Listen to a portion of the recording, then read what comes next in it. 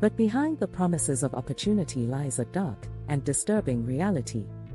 A system built to empower ordinary citizens has become a playground for corruption, greed, and political connections. Today, we unpack the heartbreaking truth about South Africa's tender system and how it's destroying lives, dreams, and public trust.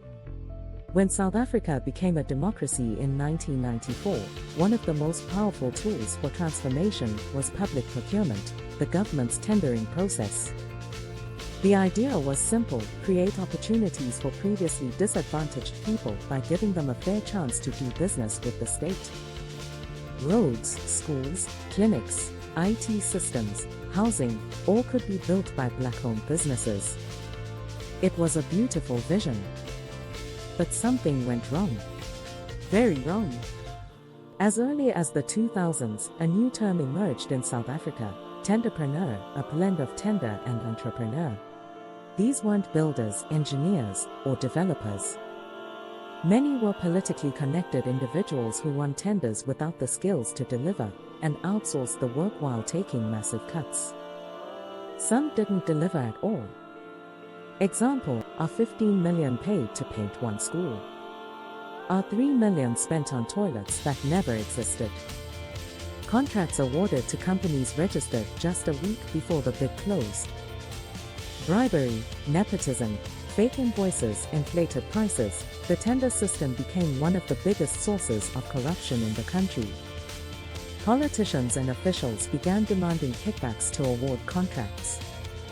Genuine businesses, especially young startups, had no chance. Some even had to pay bribes just to be considered, and still never got the job. Real quote from a former official: "No one wins a tender without someone in their pocket." This isn't just about money. The real victims are the people. Roads collapse within months because the materials were stolen.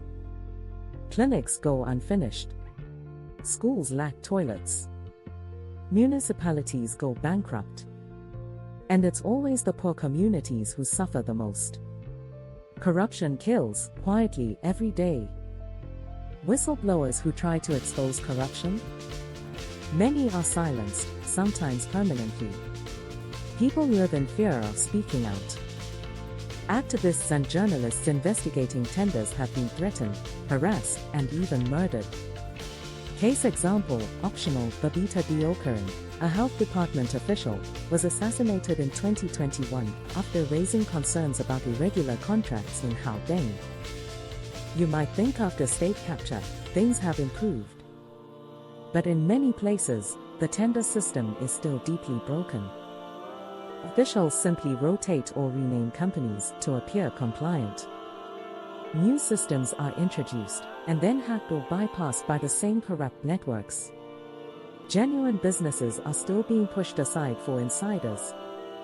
And the money meant for roads, power, water, and services? Gone. Despite all this, not everyone is corrupt. There are honest officials and brave entrepreneurs fighting for fairness.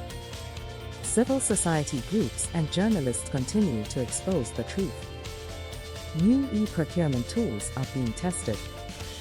But change is slow and requires courage, transparency, and a public that refuses to be silent. South Africa's tender system could have built a nation. Instead, it's become a symbol of betrayal. But if we speak out, demand accountability, and support honest business, the system can still be reclaimed. Let this video be a reminder: corruption thrives in silence. But truth spreads. Subscribe for more real South African stories, no sugarcoating, no spin.